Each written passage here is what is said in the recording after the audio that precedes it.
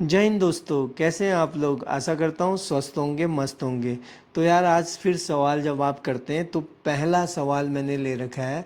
बहुत से बच्चों का क्वेश्चन था और बहुत से बच्चे मुझसे पूछते भी हैं कि सर डिफेंस फोर्सेस ज्वाइन करें कि पैरामिलिट्री फोर्सेस ज्वाइन करें। देखो, डिफेंस फोर्सेस में आर्मी, एयरफोर्स, नेवी तीनों तीनों पार्ट्स आ गए। और पैरामिलिट्री फोर्सेस में करें तो ITBP, CRPF, SSB, CISF, Assam rifle और भी कुछ आता है तो देख लेना, अभी मेरे ध्यान में नहीं आ रहा है। तो ये चीज़ें आती हैं। देखो, पहले थे ना, ये क्वेश्चन जेन्युइन था कि हम पैरामिलिट्री फोर्सेस ज्वाइन करें कि डिफेंस फोर्सेस ज्वाइन करें। लेकिन यार अब जब से अग्निवीर आया है तो उस हिसाब से मुझे लगता है कि जिस बच्चे को परमानेंट जॉब चाहिए, जो 60 इयर्स तक जॉब करना चाहता है, तो वह पैरामिलिट्री फोर्सेस ज्वाइन कर ले। किसी को लगता है कि यार मेरे अंदर टैलेंट है लेकिन मेरे पास अभी पैसा है नहीं इतना कि मैं अपनी फर्दर एजुकेशन आगे बढ़ा सकूं। अब कोई बच्चा बीटेक करना चाहता है लेकिन उसके पास पैसा नहीं है, उसका सिलेक्शन भी नहीं हुआ नीट में कि किसी गवर्नमेंट कॉलेज से कर ले। लेकिन आफ्टर आप अग्निवीर से आए हो, आप जो है कुछ पैसा लेके आओगे। तो अगर इंजीनियरिंग में अगर आप नॉर्मल कॉलेज से करते हो तो 4-5 लाख रुपए में आपकी अच्छी इंजीनियरिंग हो जाती है, तो आप वो कर सकते हो। लेकिन अगर पैरामिलिट्री फोर्सेस में कर दिया की बात करें, यार देखो, पैरामिलिट्री फोर्सेस में एक बार आप घुस गए ना तो आपको वो लंबा खींचेगा।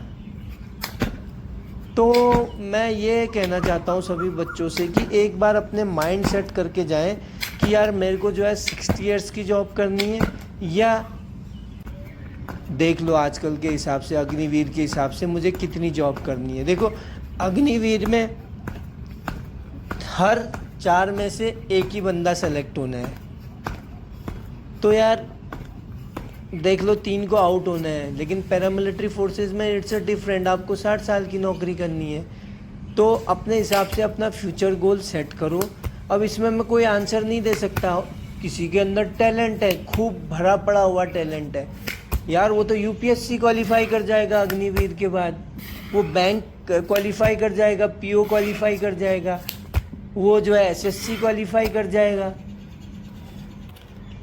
तो बच्चे के अंदर टैलेंट अलग अलग टाइप का होता है ना। वो स्टेट का कोई एग्ज़ाम पास कर लेगा। क्योंकि लास्ट वीडियो में मैंने बताया था कि अगर आप एज ए अग्निवीर रिक्रूटमेंट होते हो तो मैंने बोला था कि उसमें क्या करें क्या नहीं करें। तो अब मेरे से वो वाला वीडियो देख लेना मेरा। और अब मैं पैरामिलिट्री फोर्सेस की बात करूं तो भैया 60 इयर्स की जॉब है, कभी फील्ड की जॉब है, कभी सीआई ऑपरेशन में भी रहते हैं, कभी पीस स्टेशन में भी रहते हैं। तो अपना अपना देख लो भाई, इसमें मेरा कोई पर्सनल राय है नहीं। अपने हिसाब से देख लो कि तुम्हें कौन सा सूट करेगा और तुम्हें क्या करना चाहिए। और दूसरा क्वेश्चन ना बड़ा फ़नी क्वेश्चन है, मुझे फ़नी लगता है। लोग मेरे से पूछते हैं, बच्चे मेरे से पूछते हैं कि सर हम आर्मी ज्वाइन करें, एयरफोर्स ज्वाइन करें, नेवी ज्वाइन करें। यार इसमें क्या ही जो बताऊँ मैं, बताओ अब। देखो, तीनों फोर्सेज हैं। आर्मी का अलग काम है, एयरफोर्स का अलग काम है, नेवी का अलग काम है। देखो, थोड़ा सा नेवी और एयरफोर्स में टेक्निकल एंट्री में आपसे पीसीएम ग्रुप मांग लेते हैं। और वही जो है आर्मी में आपसे ऐसा कुछ मांगते नहीं है कि आप जो है ह्यूमैनिटीज़ से हो या साइंस से हो या कॉमर्स से हो, वो चीज़ देखते नहीं है। लेकिन एयरफोर्स और नेवी में कुछ ग्रुप्स ऐसे हैं जिसमें जो है आपको पीसीएम चाहिए। आर्मी में भी कुछ टेक्निकल ग्रुप हैं जिसमें जो है आपको पीसीएम चाहिए।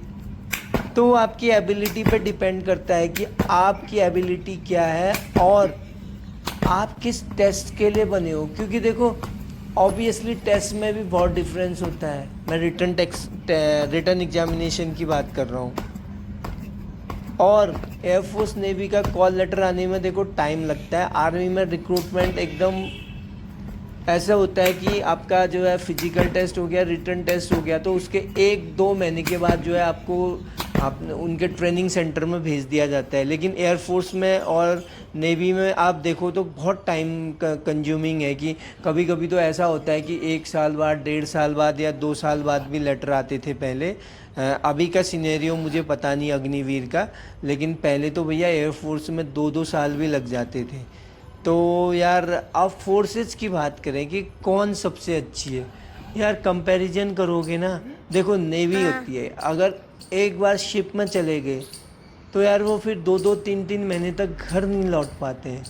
इवन तो कभी कभी तो ऐसा होता है उन बेचारों के लिए कि वो बीच नहीं देख पाते हैं अपना, समुद्र में ही रहते हैं, कहीं 2-2 3-3 4-4 दिन ऐसा भी लग जाता है उनका। लेकिन आर्मी और एयरफोर्स का ऐसा है कि वो कम से कम ऐसा है कि घर के पास रहते हैं, अपनी फैमिलीज को भी रख पाते हैं, उनकी टेक केयर भी कर पाते हैं। लेकिन अग्निवीर आने के बाद सब कुछ सिनेरियो चेंज हो गया है। तो अभी ये नहीं कह सकते कि विच सर्विस इज़ बेस्ट, सारी सर्विस अच्छी है यार। आप भला तो जग भला सुना है ना, तो ऐसा कुछ भी नहीं है कि कौन सी सर्विस अच्छी है कौन सी बुरी है। आप जो है कहाँ पर अच्छा परफॉर्मेंस कर सकते हैं और करोगे। देखो अगर आप पीसीएम से नहीं हैं तो आप टेक्निकल एंट्री ज्वाइन नहीं कर सकते, आप इन्फेंट्री में ही आपका ज़्यादा से ज़्यादा वो रोल बनेगा। आप जो है अगर फिजिकली अच्छे हो तो अगर आप जो है स्पेशल फोर्सेस ज्वाइन कर लो। तो अलग अलग कैटेगरीज हैं। तो उस हिसाब से आप एयरफोर्स में, नेवी में जो नॉन टेक्निकल वाले हैं उनके लिए भी भाई ऐसा कोई सब्जेक्ट का कॉम्बिनेशन है नहीं। और जॉब प्रोफाइल की देखें तो यार सभी को सेम सैलरी मिलती है, तो इसमें सैलरी का तो कोई डिफरेंस है नहीं। सिर्फ ऐसा है कि आर्मी में अगर आप इन्फेंट्री में आ गए तो हो सकता है कि आपको स्लो प्रमोशन हो जाए, लेकिन एयरफोर्स नेवी में थोड़ा प्रमोशन फास्ट हो जाता है। तो उस हिसाब से उनकी रैंक के अकॉर्डिंग सैलरी उनकी बढ़ जाती है। क्योंकि एक सिपाही होगा, एक इन्फेंट्री में जैसे हम लोग थे तो हमें प्रमोशन टाइम से मिल नहीं पाया, तो फिर हमने प्रमोशन के लिए अप्लाई नहीं किया। लेकिन जो हमारे साथ के दूसरे रेजिमेंट में थे जिनका फास्ट प्रमोशन हो गया तो वो हवलदार जल्दी बन गए। कोई 12-13 साल में हवलदार बना, तो हमें तो लांस नायक ही जो है 13 साल में बने। तो ये डिफरेंस आ जाता है। बाकी भैया डिफेंस फोर्सेस सब के सब बराबर है, कोई एक दूसरे का वो नहीं है कि ये बहुत अच्छी है ये बहुत बुरी है। कुछ जगह पे कोई अच्छी है, कुछ जगह पे कुछ जो है, सारे पॉइंट किसी के प्लस पॉइंट होता है, किसी का माइनस पॉइंट होता है। तो इसलिए हम कह नहीं सकते कि कौन अच्छी है कौन बुरी है, आप भला तो जग भला। अब भाई एक मोस्ट कंट्रोवर्शियल क्वेश्चन कि सर हम कोचिंग ज्वाइन करें कि नहीं करें।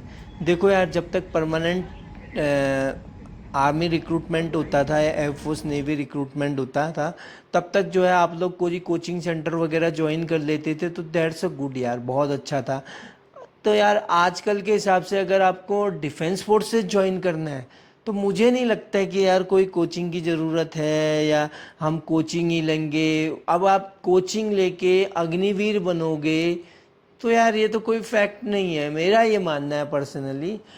और जो कोचिंग सेंटर में आपको सिखाते हैं तो यार मोस्ट ऑफ द बच्चे कहाँ से आते हैं डिफेंस फोर्सेस में, गांव से आते हैं। तो गांव में तो यार 4-5-10 का ग्रुप गांव में ही बना लो, गांव में ही दौड़ लो, गांव में ही पढ़ाई स्टार्ट कर दो। तो यार ऐसा नहीं होता है। देखो कोचिंग सेंटर अच्छे भी हैं बुरे भी हैं, अच्छे के लिए अच्छे हैं बुरे के लिए बुरे हैं। जो भैया जिसने सीखना ही नहीं है वो जो है घर में भी नहीं सीखेगा और कोचिंग सेंटर में भी नहीं सीखेगा। जो बच्चा जो है सीखने वाला होगा वो घर में भी सीख जाएगा, कोचिंग सेंटर में भी सीख जाएगा। और कोचिंग के सेंटर में आपको जो है एज अ अग्निवीर क्यों रिक्रूटमेंट के लिए क्यों ज्वाइन करना है coaching centre, I don't know यार। ये तो कोई क्वेश्चन नहीं बनता और कोई सेंस भी नहीं बनता है कि हाँ यार, अगर तुम्हारे पास पैसे हैं, तुम्हारे पेरेंट्स अफोर्ड कर सकते हैं और तुम जाना ही चाहते हो, कुछ ज़िंदगी के मज़े लेना चाहते हो, तो coaching centre is a good. Last time मैंने एक कोचिंग सेंटर पर वीडियो भी बनाया था कि कोचिंग सेंटर अच्छे हैं कि बुरे हैं। देखो बहुत से लोगों ने इस पे बहुत बुरे बुरे वीडियो बनाए हैं कि कोचिंग सेंटर में इंस्ट्रक्टर जो है डिफेंस का ही होना चाहिए, कोई सिविलियन जो है कैसे डिफेंस की ट्रेनिंग दे सकता है। देखो टीचर टीचर होता है, टीचर के लिए हम ये नहीं कह सकते कि ये डिफेंस का अच्छा है या सिविलियन अच्छा है। हो सकता है कोई क्वालिटी उसमें बहुत अच्छी हो उस टीचर में।